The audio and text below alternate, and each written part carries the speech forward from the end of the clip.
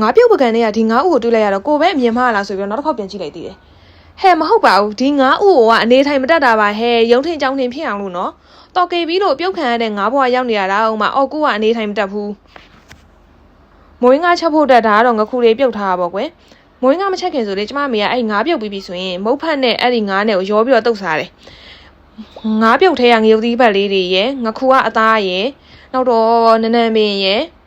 စီချက်ဖက်လေးရယ်အဲ့ဒီငါးနဲ့ငပြားရည်နဲ့ရောပြုတ်ထားတဲ့ငါးပြုတ်ရည်လေးရယ်အဲ့ဒါပဲကျန်တာဘာမှထက်မထည့်ဘူးအချုံမုံတော့မထည့်ဘူးကွာအဲ့လိုမျိုးလေးတုတ်စားတာအိမ်ကလူကြီးတွေကတော့တော်တော်ကိုကြိုက်တယ်ကျမကတော့အတုံးမကြိုက်လို့မစားပါဘူး